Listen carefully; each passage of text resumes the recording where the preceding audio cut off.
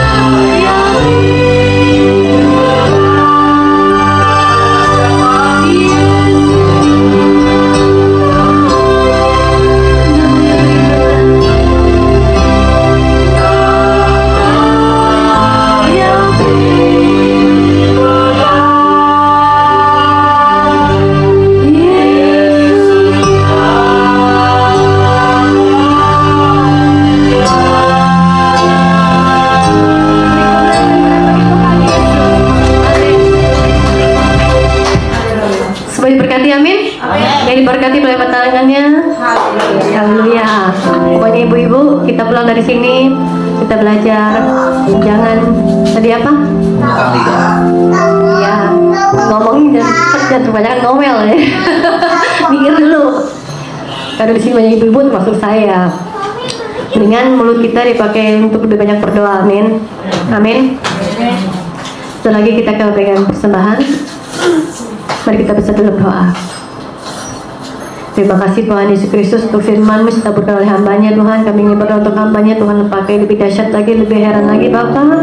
Berkati pelayanannya, berkati kesehatannya.